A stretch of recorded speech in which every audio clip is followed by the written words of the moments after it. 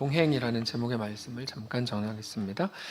이스마엘은 그달의 아를 죽였고 같이 있었던 모든 유대인들과 바벨론 군인들까지도 다 이제 죽였습니다. 그리고 마침 예루살렘 성전이 회파된 것 때문에 슬퍼하며 울던 80명의 순례자들도 다 죽였습니다.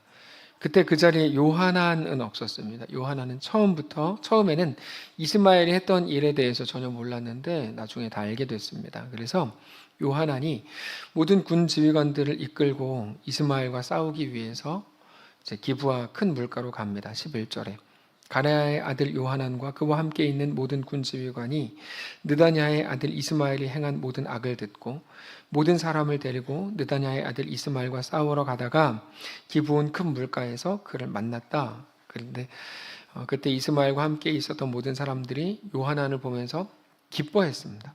이제 이스마엘에게 풀려날 절호의 기회다 생각을 했겠죠. 13절에 이스마엘과 함께 있던 모든 백성이 가레아의 아들 요하난과 그와 함께 있던 모든 군지휘관을 보고 기뻐한지라. 그리고는 이제 모든 사람들이 이스마엘에게서 도망가서 요하난에게로 갑니다. 14절이죠. 이에 미스바에서 이스마엘이 사로잡은 그 모든 백성이 돌이켜서 가레아의 아들 요하난에게 돌아갔다. 그 모습을 보면서 처음에 이스마엘은 상당히 위협을 느꼈습니다. 그래서 자기와 함께 있던 8명과 함께 요하난을 피해서 암몬 자손에게 도망칩니다. 처음에는 이스마엘과 함께 있었던 사람들이 10명이었는데 아마 2명은 중간에 헤어졌거나 죽었을 겁니다. 그래서 이제 8명만 도망을 치죠. 15절에 느다냐의 아들 이스마엘이 8사람과 함께 요하난을 피하여 암몬 자손에게로 갔다. 자, 우리는 오늘 본문을 보면서 요하난이 이스마엘에게 그달야의 복수를 잘 해주기를 이제 바라는 마음이 있습니다. 기대하죠. 그러나 요하난은 이스마엘을 죽이지 못했고 단지 이스마엘과 함께 있는 백성들을 구출하는 데에만 성공했습니다. 우리는 그게 정당하지 않다고 생각합니다. 정당하고 통쾌하고 하나님의 법과 하나님의 식대로 하려면 다 깔끔하게 그냥 죽여야 된다고 생각합니다. 이스마엘이 그달야를 죽였고 많은 사람들을 죽였으니까 요하난도 반드시 죽임을 당했어야 된다. 이스마엘도 이렇게 생각을 하는 거죠. 그러나 현실은 그가 죽지 않고 암몬으로 도망쳤다고 되어 있고 그리고 나서 이스마엘에 관한 이야기는 더 이상 나오지 않습니다. 자, 이제 남유다가 멸망한 후에 권력 구도가 어떻게 됐는지를 우리가 보면 처음에 그달야가 바벨론으로부터 권력을 위임받았는데 그거를 이스마엘이 강탈했습니다. 여기까지 내용이. 그리고 그달야를 죽이고 자기가 백성들을 포로로 끌고 가려고 했는데 그때 다시 요하난이 나타나가지고 이스마엘로부터 백성들을 구출해서 자기가 권력을 주게 된 거죠. 난리가 그냥 엉망진창이 된 겁니다. 근데 그때까지만 해도 백성들은 이스마엘에게서 풀려났다는 사실 때문에 요하난에게 큰 기대를 했습니다. 요하난이 좋은 권력자가 되기를 바라는 마음을 갖고 있는데 결과적으로는 요하난은 좋은 통치자가 되지 못합니다. 요하난은 백성들을 갑자기 애굽으로 끌고 갑니다. 16절에 가레아의 아들 요하난과 그와 함께 있었던 모든 군 지휘관이 느다냐의 아들 이스마엘이 아히감의 아들 그달야를 죽이고 미스바에서 잡아가면 남은 모든 백성 곧 군사와 여자와 유아와 내실을 기브온에서 빼앗아 가지고 돌아와서 애굽으로 가려고 떠나. 그러니까 갑자기 애굽으로 가려고 했다는 거죠. 여기서 이제 확 이상한 겁니다. 왜 요하난은 백성들을 데리고 그달야처럼 통치할 생각을 하지 않고 갑자기 애굽으로 가려고 했는가? 그 이유에 대해서 성경은 그가 바벨론을 두려워했기 때문이다 이렇게 나옵니다. 18절에 이는 느다냐의 아들 이스마엘이 바벨론의 왕이 그 땅을 위임한 아히감의 아들 그달야를 죽였으므로 그들이 갈대아 바벨론입니다. 갈대아 사람을 두려워함이었더라. 바로 이거. 요하난이 모든 백성들을 애굽으로 끌고 가려고 했던 건 오로지 자기 머릿속에 있는 상상력 때문이었습니다. 혼자 가면 되지. 그렇지 않아요? 혼자 가면 되지. 왜 끌고 갔냐 이거죠. 무슨 말이냐면 요하난은 이스마엘이 그달야를 죽인 거를 들었고 그러면 그달야를 끝내 지키지 못한 자기한테도 어떤 책임을 물을 거고 그럼 자기는 바벨론에게 어떤 일을 당할지 모르기 때문에 바벨론 왕을 무서워하면서 애굽으로 도망쳐야지. 내가 살겠다 이런 생각을 한 겁니다. 이 결정이 너무 성급한 거죠. 성급하다 못해 너무 어리석은 일입니다. 자기는 바벨론이 두려워서 그런 결정을 했다고 말하지만 아마도 바벨론이 이 모든 사실에 대해 알게 된다고 해도 요하난에게 대해서 어떤 위협도 가하진 않았을 겁니다. 그러면 요하나는 왜 그렇게 애굽으로 가려고 했는가? 이 내용이 이제 중요한데, 선조들로부터 내려온 애굽에 대한 믿음 때문입니다. 선조들로부터 내려온 애굽에 대한 뿌리 깊은 믿음.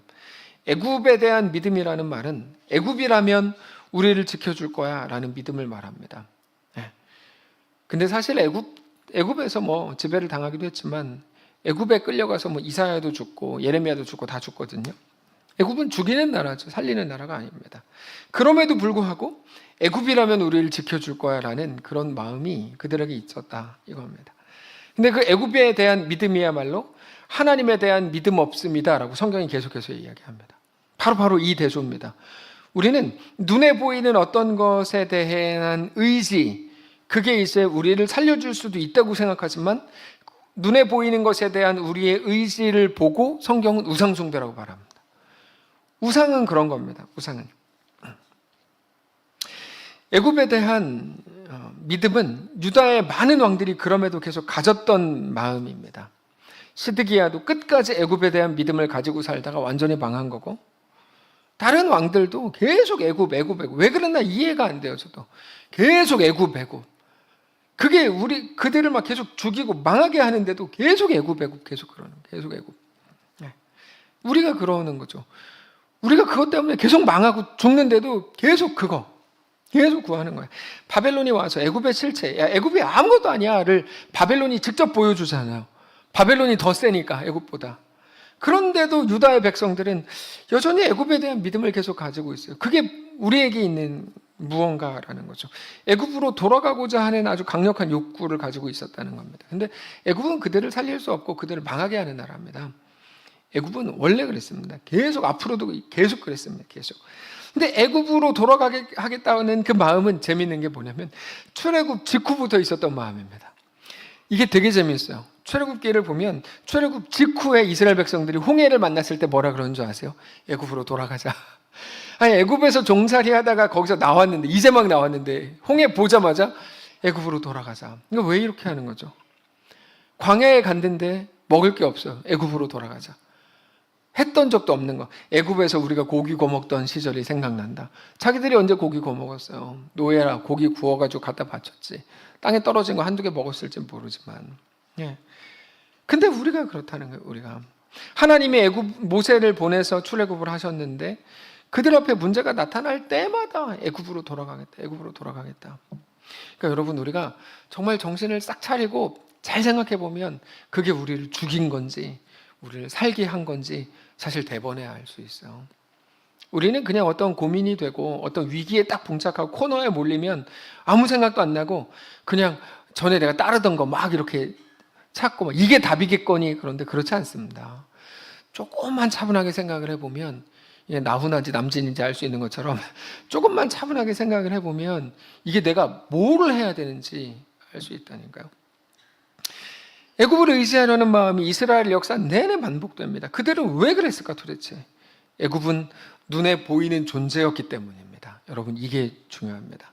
눈에 보이는 존재. 그러니까 당장 달려가서 도움을 요청하면 뭐라도 해줄 수 있을 것처럼 하는 게 애굽입니다. 그래서 사실 애굽이라는 존재에 대해서는 믿음이라는 게 필요 없습니다. 왜냐하면 원하는 대로 해주니까요. 반면 하나님은 다릅니다. 하나님은 눈에 보이지 않습니다. 눈에 보이는 것에 대해서는 믿음이라는 말을 안 씁니다. 성경은. 소망이라는 말도 안 씁니다. 우리만 쓰는 겁니다. 우리만. 성경은 그런 말 쓰지 않습니다. 하나님은 애굽처럼 그들이 바라는 것을 실시간으로 들어주지 않습니다. 우리가 잘 아는 것처럼요. 그들에게 대한 애굽의 목적과 하나님의 목적이 다르기 때문입니다. 그래서 우리는 하나님을 향해 믿음이라는 말을 씁니다. 애굽은 이스라엘에게 잘해 주어서 이스라엘을 자기의 종으로 만들려는 게 그 목적이었고, 하나님은 하나님과 영원히 동행하는 하나님의 백성, 하나님의 자녀가 되게 하시는 것이 그 목적이었습니다. 다르죠. 결국 애굽이 이스라엘을 향해 하려는 것과 하나님이 이스라엘 향해 하시려는 건 두 개 달랐습니다. 애굽은 종으로 삼으려는 거고 하나님은 동행을 하려는 겁니다. 하나님은 우리에게 동행하자고 하실 때 보여줄 테니 따라와 라고 하지 않으십니다. 그래서 우리가 자주 하는 기도처럼 주님 나에게 보여주십시오. 그럼 내가 순종하겠습니다. 순종이라고 부르질 않습니다. 그거는 그걸 부르질 않아요. 히브리서를 보면 이제 믿음이 쭉 잘 히브리서 11장에 나오잖아요. 거기 보면 보여줄 땅으로 가라 이렇게 말씀을 하시죠. 당장 아브라함에게 대해서도 오히려 보이는 것은 소망이 아니니 눈에 보이는 것을 누가 바라리요? 라고 말씀을 하시죠. 우리는 유치부와 초등부와 청소년부의 실적을 확인하고 나서 서포터즈가 되려는 게 아닙니다. 그거는 우리가 하는 일이 아닙니다. 오늘 우리가 섬긴 그들의 이루어진 일을 가지고 서포터즈를 하자는 것도 아닙니다. 그들은 가능성이 있어. 그러니까 돕자. 이렇게 하자는 게 아닙니다. 이거는 우리가 아니더라도 세상이 다 하는 방식입니다. 교회에서까지 그렇게 하는 건 사실 아주 지혜가 없는 행동입니다. 이거는 전에도 여러 번 말씀을 드렸는데요. 우리는 가능성을 보고 돕는 게 아닙니다. 그럼 우리는 왜 도울까요? 가족이니까 돕는 겁니다.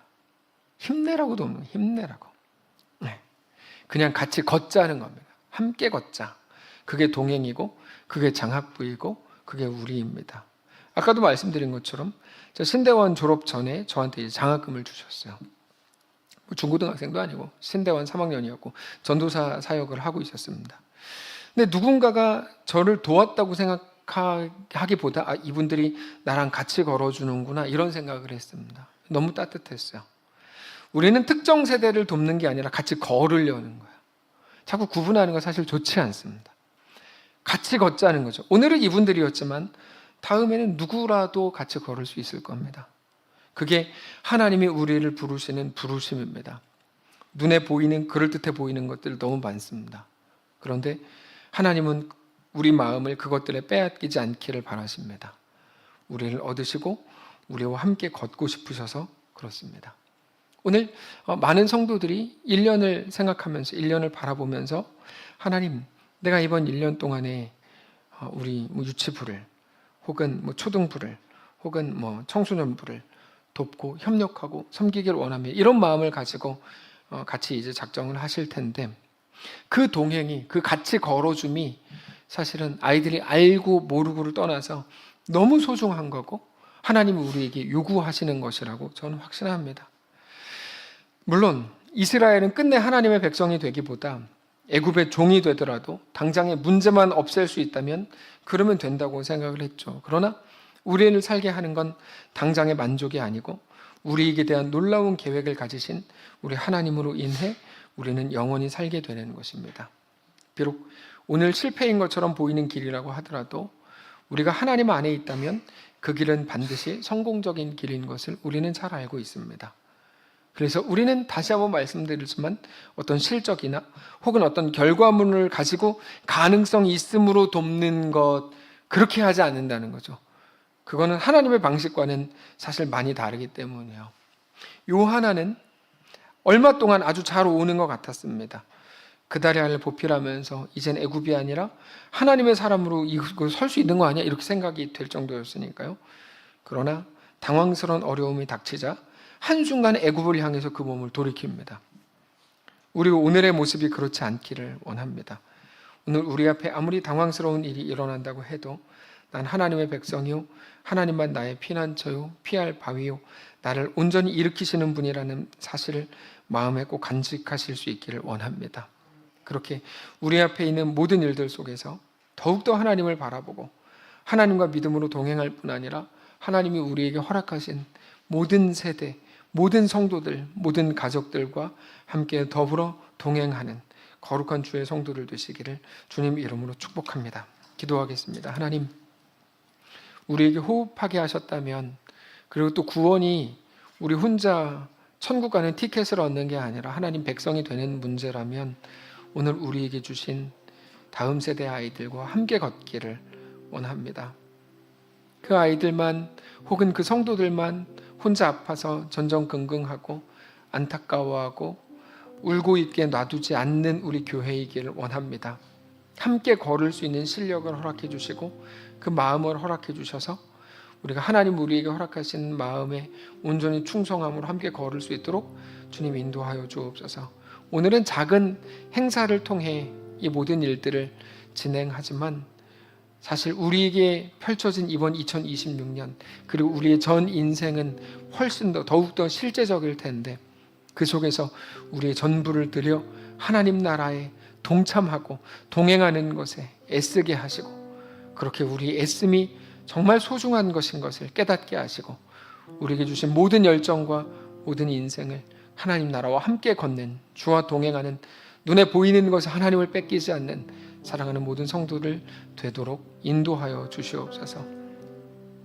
우리 유치부를 축복하시고, 초등부를 축복하시고, 청소년부를 축복하시고, 그래서 우리 교회에 속한 모든 아이들이 하나님 나라의 꿈을 꾸고 하나님과 함께 걷고 하나님을 정말로 뜨겁게 사랑하는 우리 모두가 되게 하여 주시옵소서. 다른 건 몰라도 신앙의 유산은 제대로 전달해주고, 그렇게 믿음의 선배의 역할을 잘 감당하는 우리 모두가 되게 하여 주시옵소서. 우리 주인 되신 살아계신 우리 주 예수님의 이름으로 기도합니다. 아멘. 이제는 우리 구주 예수 그리스도의 은혜와 하나님 아버지의 다함없는 사랑과 성령의 교통인도의 역사로 함께 하심의 은사가 이 시간 주를 바라보며 예수 안에 허락된 그 길을 믿음으로 함께 걷기를, 담대히 걷기를 소원하고 결정하는 사랑하는 모든 성도들 머리머리 위에와 그들의 자녀들 위에, 우리에게 속한 사랑하는 모든 다음 세대 아이들 머리머리 위에와 우리 직장과 생업 위에, 사랑하는 이 교회 위에, 우리 앞날 위에 이제로부터 영원까지 함께 계실지어다.